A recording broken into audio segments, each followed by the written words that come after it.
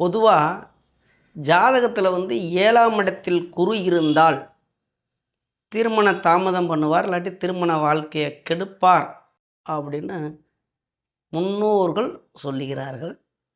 அப்படித்தான் சொல்லணும். ஏன்னா முன்னோர்கள் தானே எதையும் முன்னாடி வைக்கணும், அவர்கள் தான். அது அப்படியே அப்படின்னா இங்கே ஒரு நூலில் என்ன எழுதியிருக்கு அப்படின்னா அது அப்படியே பார்ப்போம். 7ஆம் இடத்தில் குரு இருந்தால் தங்கு தடையின்றி குண சுந்தரிய மனைவி வருவாள், சொத்தும் சேரும், வீடு வாகனம் அமையும், நன்மக்கள் ஏற்படும், ஒற்றுமையான வாழ்க்கை அமையும். அப்பா, இன்னும் எப்படிலாம் போட்டிருக்காங்க பாருங்க. 7ஆம் இடத்துல குரு இருந்தால் திருமணத்தை கெடுக்கும் அப்படின்னு சில சோதிடர்கள் சொல்கிறாங்க. 7ஆம் இடத்துல குருவா அம்பிட்டு தேண்டா அப்படின்னு.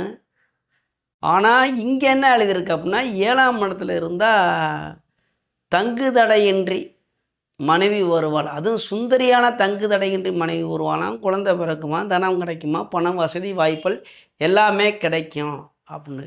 சரி, இது எந்த மாதிரி எந்த லக்கணத்தில் பிறந்தவர்கள் அப்படின்னு எடுக்கும். அப்படிங்கும்போது மேச லக்கணத்தில் மேசம், கடகம், சிம்மம், விருச்சிகம், கும்பம் இப்படி ஒரு 5 லக்கணத்தில் பிறந்தவங்களுக்கு இந்த மாதிரி தங்கு தடையின்றி மனைவி அமைவார் அப்படிங்கிற ஒரு யோகம் இருக்குது. நான் சொன்ன மாதிரி நல்ல குழந்தை பிறக்கும், நல்லா பாசமாக இருப்பாங்க, நல்ல வருமானம் வரும் அப்படின்னு யோகம் இருக்குது. காரணம் என்னங்க? காரணம் இல்லாமல் சொல்ல மாட்டாங்கல்ல. மேசத்துக்கு வந்து குரு வந்து இந்த கோணத்துக்கு அதிபதி, திரிகோணம்னு சொல்லுவாங்க. இந்த மேசத்துக்கு வந்து 9க்கும் 12க்கு அதிபதி சுபோகத்தை கொடுக்குறவர் அவர் தான், கோணத்துக்கு அதிபதி அவர் தான். கடகத்துக்கு 6க்கும் 9க்கும் அந்த கோணத்துக்கு அதிபதினு வந்துட்டாவே 5 9க்கு அதிபதியாக வந்துட்டாவே பாசத்தை கொடுப்பார்கள், அதாவது நன்மையை செய்வார்கள்.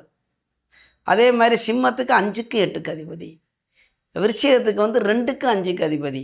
இதில் கும்பத்துக்கு எப்படியா வந்தார்னா அங்கே தான் விஷயமே இருக்குது. லாபாதிபதியும் அவர் தான், 2ஆம் இடத்துக்கு இந்த திருமண வாழ்க்கையை கொடுக்கக்கூடியவர் அவர் தான், 2க்கும் 11க்கு அதிபதி. அப்படி இந்த 5 லக்கணத்தில் பிறந்தவர்களுக்கு குரு நன்மையை செய்வார், நல்ல மனைவியை கொடுப்பார். 7ஆம் இடத்துல இப்போ குரு இருந்தால் பயப்பட வேணாம், இந்த 5 லக்கணக்காரர்கள். சரிங்களா? அப்போ இப்படி நிறைய விஷயங்கள் பார்க்கணும். இதே மாதிரி 7ல் குரு இருக்கும்போது நல்ல நன்மையை செய்வார்.